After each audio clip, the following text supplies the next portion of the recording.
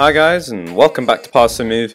And for today's episode, the very first game of our second season in charge of none other than Braga. Of course, we're still here, and you know we have the Premier League Open or the Primeira Liga opener, and there's a lot to cover really. So let's try and get through it quite quickly.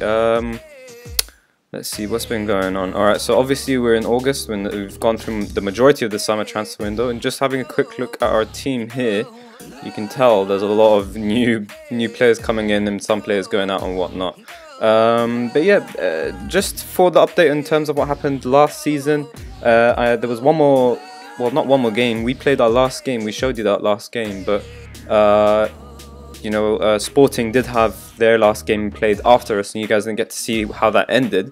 So in fact, they did lose that game. So in truth, this season, the difference between us qualifying for Champions League or not was just a single point. So the Arouca game that we played, or you know, the one that we're actually playing today, the same team, that game really cost us. If we did manage to win that, who knows? Maybe Sporting lost because, you know, they already qualified for Champions League. But had they lost on that day, we would have qualified for the Champions League and things would have been much more different. Okay, so in terms of some updates, the facilities actually did get the green light. The board have finally approved it. They did say yes earlier, of course, but that never really comes to fruition until they actually invest the money. So they did do that, and they invested the money. The balance went lower when it happened, and as you can see, training facilities are very close to being done. I think, you know, Football Manager always pushes the dates back. So initially it did say October, but it's been pushed back to December. And the way the progress is going, it seems like it's actually going to happen, and if that happens, then maybe we can seriously start to attract some great talent, as well as improve our own talent, our own Portuguese players, of course. The junior coaching and youth recruitment both been approved as well. They increased it immediately. It should be happening over time. I think that's how it works, but maybe you can see exceptional junior coaching and well-established youth recruitment. So I don't know whether that was how it was before, whether it will improve, but either way, you know, we've got the green light for that as well. So finances are kind of in a poor state. I think I showed you quite generally, but the overall balance is okay. We seem to be surviving, but we're really kind of pushing it. As you can see here, the balance, you know, we're okay for the end of this season, but next season we're suddenly in the red, you know, in the red basically. So it's not good to see. The turnover at least is increasing, but so is the expenditure. So it's not good at all. And as you can see, the profits and losses, not good enough. The total wage costs, I try to keep it as low as possible. As you can see here, you know, we've got 195 wage budget and we're only spending 157k, so not too bad. And in comparison to some of the bigger teams in Portugal, you know, we need to try and increase this as much as possible in truth to actually compete with other players. So many times this season where I've been trying to buy players, but unfortunately wasn't able to actually buy them because their wage demands were too much, even though the transfer budget itself was okay. So yeah, just in general, let's show you the transfer history. So as you can see, a lot of outs, a couple of ins, and the main reason is actually that we had so many loan players return, and so we have such a big difference in our team right now. A lot of them returned from you know, the actual loanee clubs, and they're actually ready for the first team. So I'm actually really surprised to see a majority of them gone, because a lot of them are actually slotting into our side this season. But yeah, we managed to actually make some good money from selling the ones that we don't want if we had too many numbers in certain positions and whatnot. But in terms of the schedule, for pre-season we had an early East Asian tour, and then, you know, as you can see, the first two didn't go too well, but after that we managed to win all games, and then we had some home games as well, just to try and make some money as well with some Portuguese teams. But in general, in terms of the outs, big clubs keep trying to steal our youngsters, and our youngsters keep falling for it. They keep asking to, you know, go basically. So let me try and see Nicola as well. That's actually a bit of an update as well. Nicola, the board forced me, well, they didn't force me, but they just accepted it without, you know, consulting me kind of thing. They said it's too good a deal, even though it wasn't. He actually is worth a lot more, but it's just because they bought him for 725k, so to get an offer of 5 million, they thought that's too good for us to turn down. We're making a huge profit on him. But yeah, he was a leading player for our division. It would have been great to have kept him here and just keep competing with Hassan, but we did manage to reinvest that, and we'll get into that in just a second. But yeah, there's been some changes in terms of Champions League and Europa League. qualifications and whatnot. So now the Portuguese Premier League, we still do have 5 spots, but only the first 2 qualify for the Champions League group stages.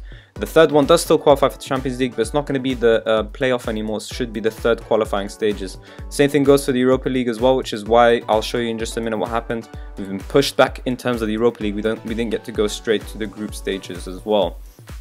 They did the same, my board did the same with the Santos in terms of accepting a bid without me accepting it, I suppose. But this time I actually did get to contest it, so we managed to keep hold of Santos. That's great for us. But Nicola, they didn't even let me contest it, and that was just really poor from the board in general, just letting players go and then wondering why they're not performing too well and staying as the Europa League team. But as you can see, overall it looks like we've done some decent business. We've managed to get in a couple of players for 6.5 million, and we've managed to sell 10 million. So there again, we've managed to keep the profit going. But yeah, I mean, kind of straightforward. Allen's retired. These players were let go because they weren't good enough for the team. Pinto was already leaving for 2 million. We didn't actually get that money in the bank. Rodrigo Pino as well is a player that we had on loan, and I didn't need him anymore, so we managed to sell him for some decent money.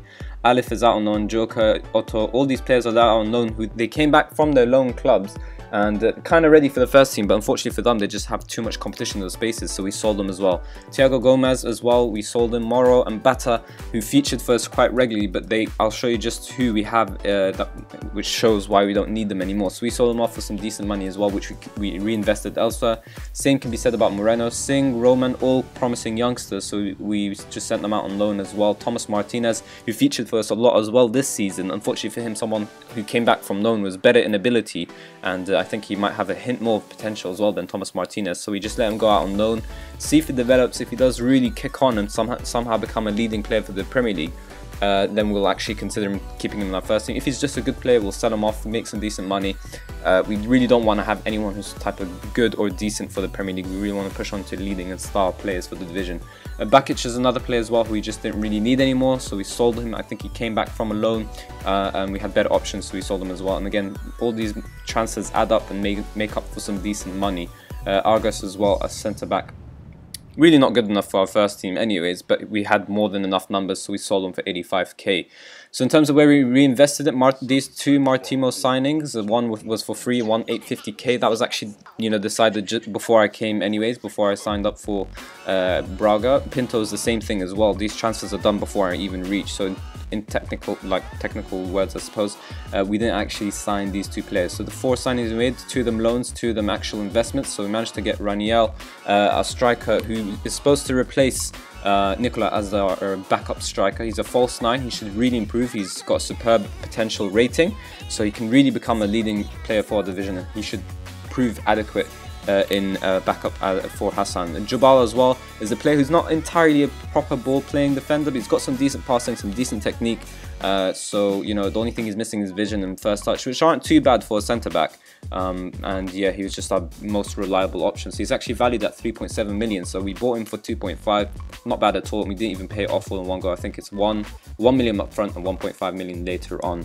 So that's our 2 main signings. The loanees is just because we didn't have actual options. We needed another centre back who's a ball playing defender. We got that in Jovanic. We actually wanted to sign him properly, not as a loanee, but he just, he's also got huge potential. But unfortunately for us, even though the transfer was agreed, it's still contract where we had issues. He was asking for 16k, which is not, we can't even consider that for a rotational player at the moment. He's on 3k, he's asking for more than 5 times worth his actual wage at the moment. So it was too much for us, we just denied it and we got him on loan instead. The other player we need is actually Nemanja Antonov. So we needed a left back, we managed to get him on loan. We didn't have any really outstanding left backs that we can bring in who's going to be perfect, but he's a decent backup.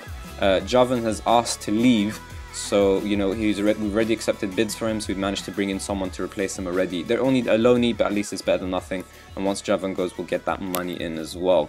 But just to show you the makeup of our squad, so we still have Marafona and Moreira competing for that goalkeeper spot, so we're kind of solid in that area. Polino and Goiano are going to be the right backs this season. Goiano is the first choice, and Polino, of course, a backup. Both of them are just good players for the division, which is what we're trying to avoid, but we really can't, you know, fullbacks are kind of tough to find in terms of having star or leading abilities in the leagues, and also we can't afford anyone else anyways. The left backs we've mentioned is Antonov, but actually the first teamer is Juankar, who came back from being loaned out to Malaga. So we bought him in 2011, 2012, and for some reason he's been loaned out every season. So he's good enough for our team now anyways. He's a leading player, I think. No, he's just a good player. Alright, but anyways, he's a decent left back. His best position is probably as a winger. He's got incredible stats for winger, but we're not playing wingers, we're playing inside forwards, and it doesn't look like he's good enough as an inside forward. No finishing, no vision. Passing's okay, I suppose, but just not good enough. So we're playing him as a wing back instead, and he does have the positioning for it. The only thing he's missing is teamwork, decisions, and concentration. So that might backfire us, but in terms of how we play him, a bit more support and a bit more attacking, that completely suits us. He got perfect acceleration, tackling, passing, all that sort of business. He can play as a left back, and we need him there anyway. So he's going to be our main left back for the team. In terms of centre backs, we've lost some huge centre backs. It's really disappointing to have to play with this, you know, these type of players. But it will be Rosic as a central defender who can improve into a leading player if possible. At the age of 24, it's unlikely, but he maybe can push into that. Jubal as well, who we bought from Fenerbahce that we mentioned. He's the ball-playing defender. He's going to be playing in the first team as well. So it's going to be Jubal and Rosic as well. Jorge. Let's just call him Arthur. Arthur is going to be the backup, and Montero is going to be another backup as actually not Montero. Montero was selling as well, so it's actually going to be Arthur and Jovanic here, who are both going to be our backups. One's a ball-playing defender that we mentioned already, who we signed, and Arthur, as you guys know, featured for us quite regularly last season. He's a backup to Rosic, and he possibly actually can reach that leading player. He's got a bit more time on the side. 22 years of age means that he's got about 2 years time before his potential really runs out. In terms of our anchorman, we've got Assis and Fran Sergio. So Fran Sergio was out on loan as well. Braga bought him. When did they buy him? I guess. Okay, for some reason it says we bought him this season, but that's just not true. He was just out on loan at Martimo. This is a bit weird. Maybe we did buy him. Was this another one of the transfers that I didn't agree, like that happened before I reached? This is a bit strange. Either way, he's available for us this season, so he's a great backup. We didn't need Maro anymore, and you know, Fran Sergio actually has better ability, and Maro was asking to leave all the time anyway, so we've got, you know, that sorted out. Assis is our main player anyways, and that sort of just sorted itself out as well. So Jeff, who we initially bought in to be our first choice ball-winning midfielder, has actually been kicked off by Danilo, another player who's out on loan. This time I'll actually show it. So Valencia and Standard is where he went out on loan. He played for Braga plenty, and for some reason went on loan for 2 seasons after that. But yeah, he's back with us, and he's definitely going to be one of our best players. He's 4 stars already. He should be a leading player for the division. Doesn't show just yet because he's still kind of improving. But yeah, he's, you know, definitely going to be one of the best players in our club, and he's slotting in the ball-winning midfielder role quite comfortably. So he's going to be playing as our first choice, and unfortunately Jeff is going to have to deal with being backup. We're actually going to switch around all the squad statuses so that everyone knows ahead of the season beginning where they stand for the league or in the team. So that's our ball-winning midfielder sorted. Fonte and Checa is actually now going to be our backup instead of Thomas Martinez, he's the player we mentioned. Everyone already knows Fonte, so Checa is one of the players again out on loan, but he's managed to come back. He's got great stats as an advanced playmaker, is perfect. His acceleration pace is something that we can kind of worry about, but you know, as an advanced playmaker, they're not too crucial. He's got the dribbling, first touch, passing, all that business, vision as well, and he can still improve as well. So just to show you, we got him for free, and he's been loaned out to France. He's done some decent jobs there. 6 goals, 4 assists, not too bad, and he'll be the backup to Fonte this season. That leaves us with our wingers. So we've got Raniel's actually the striker. So Eduardo, Santos, straightforward inside forwards, first choices. Santos obviously better than Eduardo, but they're not competing with each other anyway, so it doesn't matter too much. But yeah, the backups are Fabio Martins and Azevedo, both players coming back from their loans as well. And until we can actually afford to bring in better players, they will be slotting to the side, while they have some good potential as well. So it's not like they're just slotting in seamlessly. They should be able to do a decent job there for us as well, as rotational players. You know, they're not our first teamers anyways. So Raniel and Hassan are our strikers. As you all know, Hassan is already a leading player for the division. For some reason, Ricardio's changed his judgment and Hassan has gone down. But either way, Raniel, we already mentioned the new signing, is going to slot in as a false 9. He's capable as a winger and as an advanced playmaker, but really we're playing him as a false 9. He's comfortable with it, he's got the stats for it, without a doubt. He tries the killer ball often, which is perfect for us. He comes deep for the ball, again perfect for us. Plays 1-2s and tries first time shots, all perfect for a false 9. It's not really suited for a winger. Also, he doesn't have the crossing for us, so it's a bit strange. But either way, yep, I think that's pretty much it. So there's our first team. Unfortunately for us, Danilo's out for a little bit, not too long, but Hassan's the player who we're going to really miss. Our first team striker already out in the beginning of the season. He's gone out for 2 to 3 months, and hopefully Raniel can really slot into that striker role quite quickly. In terms of our schedule, I didn't show you the Europa League Cup third qualifying round. I felt like we should be reaching the group stages either way, so I didn't want to show you that. I wanted to instead show you the season opener in the Premier League rather, and it just made a little bit more sense. So yeah, as you guys know, I think we were supposed to qualify for the Europa League playoff, or even the group stage, I think, but just because of how poor the Portuguese clubs have been doing in the European competitions in general, you know, the status has kind of fallen, the coefficient and all that business, so we had to actually try and still qualify for the Europa League, and I think until that happens, it doesn't really make sense for me to show you those type of games. So we've got Arouca here for the first game of the season, and I think we can finally kick off and stop talking about what's going on. Since then, we're still playing with the same tactics. The players are a lot more adjusted to it now. They should adjust quite quickly during the season, and we've still got the same scouts, same staff. Some staff have retired, but we managed to replace them. But nothing for us. It's mainly the under-19s team or the B team as well. And I think that covers everything we need to cover, so let's kick off.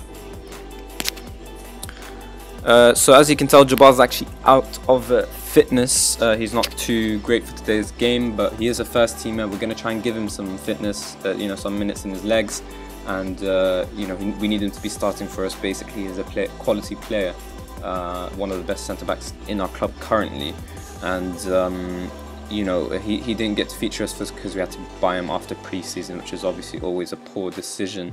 You always want your players to come before pre-season, but unfortunately things didn't work out that way. So we are favourites, and we can definitely tell our players to, you know, that we expect them to win. They need to know the expectations, and as you can tell, Raniel hasn't scored his debut goal for the club just yet. He's had 2 games for us, 2 appearances rather, 1 starting and 1 off the bench. But yeah, nothing poor just yet, and hopefully today he'll really step up. So there you go. We've got the key highlights and we've got goal replays, and there you go. Alright, so let's see how this season goes. Hopefully we qualify for the Champions League. You know, we promised some players such as Santos and Guyano, I think, as well, that we will qualify Champions League this season. If we don't, then we really miss out on some key players. Guyano, I think, is replaceable, but Santos is really not. We don't have the money to spend to get in someone who's a leading player for our division in any position, in truth.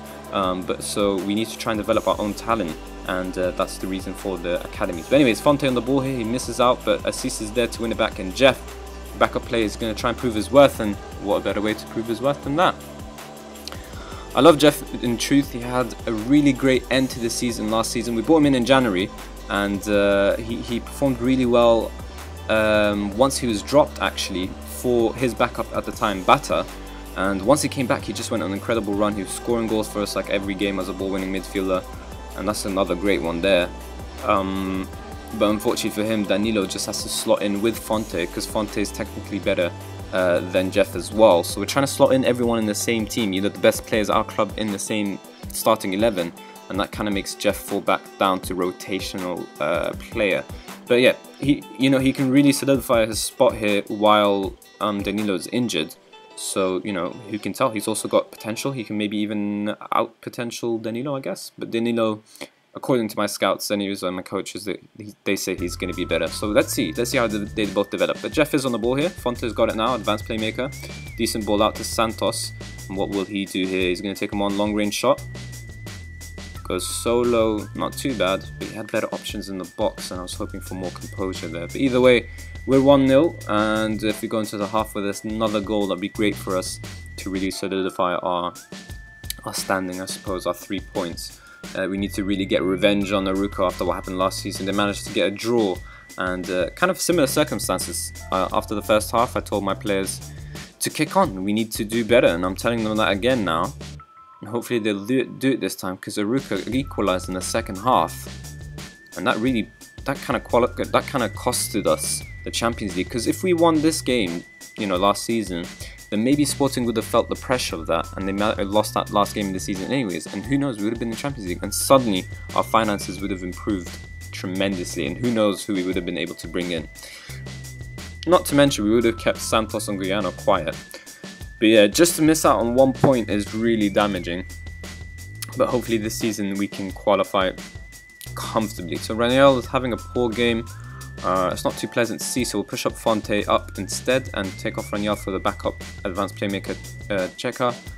And there's no real other substitutions that need to be made. I think everyone's playing kind of okay. Some players really need to kick on, like Jubal, who's making his debut, might be nervous. Pedro and Santos, maybe they could be doing a little. Pedro and Santos. Pedro is Santos. Santos and Eduardo. Maybe if they kick on a little bit, that'd be good for us as well. Let's see who else. What can we do? Jeff's a bit tired, but no one on the bench for him.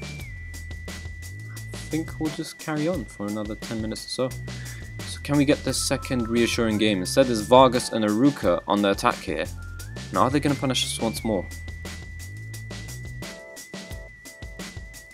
Wilson? Nope. He leaves it, but Asisa's got it here. Now Fonte is going to lead the attack here. Come on, we're supposed to counter. Juancar instead, ball playing defender. What's he going to do? Don't lose it. Yep, back to advanced playmaker Fonte. Jeff on the ball now. Yeah, just keep the ball, lads. Alright, check us. What is he going to do?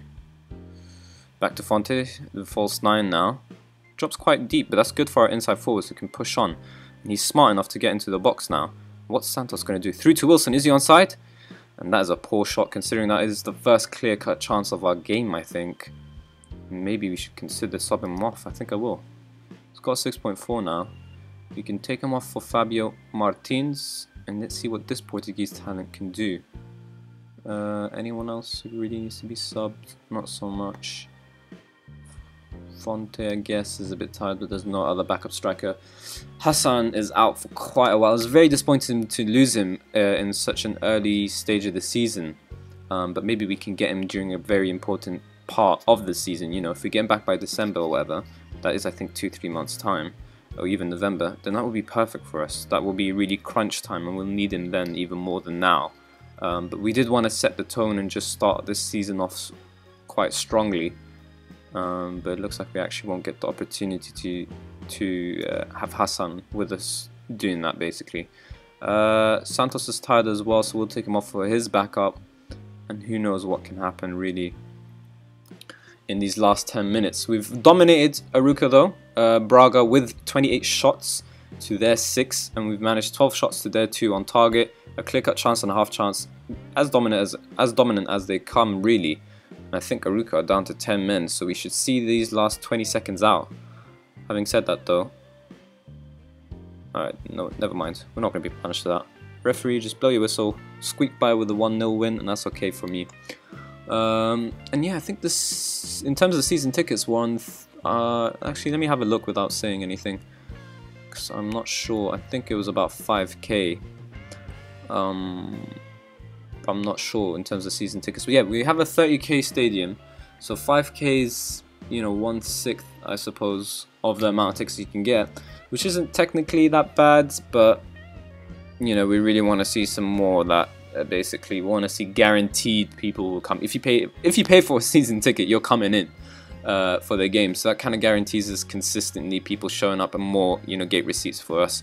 So I was hoping for more this season. I think it's gone up. I really don't remember what I said in the first episode of last season, but I'm hoping it's gone up, and maybe this season, if we qualify for Champions League, it might be going up next season as well.